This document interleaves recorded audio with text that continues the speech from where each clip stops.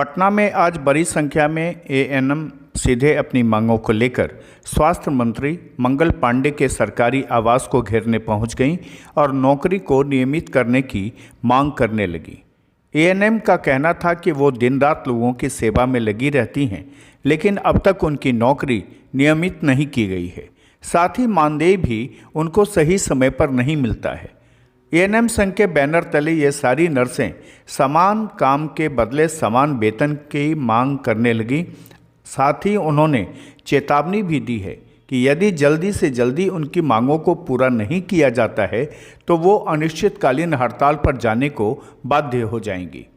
इससे पहले भी एएनएम कई बार हड़ताल पर जा चुकी हैं, लेकिन उनकी मांगों के आलोक में अब तक कोई कार्रवाई नहीं की गई, जिससे मजबूर होकर एक बार फिर से एएनएम ने स्वास्थ्य मंत्री के आवास का घेराव किया है और अपनी मांगों को लेकर जमकर नारेबाजी भी की।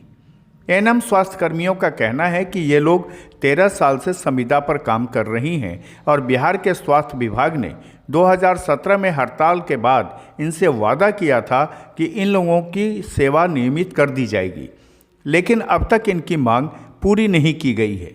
एएनएम संघ स्वास्थ्य कर्मी महिलाओं के बीच समाज सेवी मुनव्वर राणा की बेटी फौजिया राणा भी आज पहुंच गई और महिला संविदा कर्मियों से बात की और उनको लड़ने का और अपने जीत तक इसी तरह डटे रहने का हौसला दिया। इसी बीच पटना जिला मजिस्ट्रेट भी वहां पहुंचे और उन्होंने हड़ताली कर्मी को स्वास्थ्य मंत्री के आवास के इलाके को खाली करने का निर्देश दिया। उन्होंने बताया कि ये पूरा का पूरा इलाका जो है वो हड़ताल जोन से बाहर है और ऐसे में यहाँ हड़ताल करना या धरना प्रदर्शन करना गैर कानूनी है।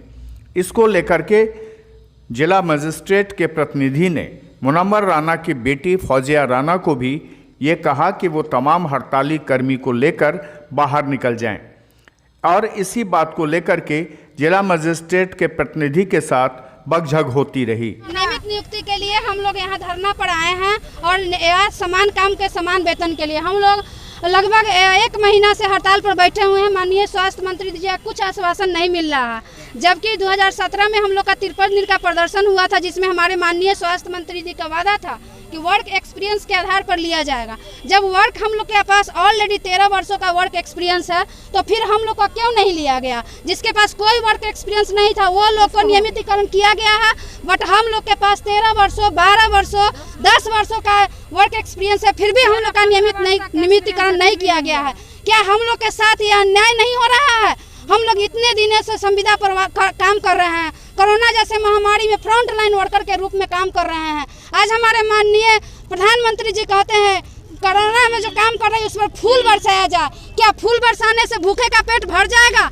अगर फूल बरसाना है तो नियमितीकरण करके फूल बरसाया जाए। जय हिंद जय भारत। महिलाएं सड़क पर उतरी हैं, उनकी बात सुनी जाए। क्या 5 मिनट की फुर्सत नहीं है स्वास्थ्य मंत्री को?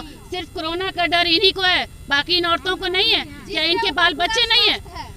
और पैसा खाकर नौकरी देने वाले थूए ऐसी सरकार पर क्या कर रहे हैं ये?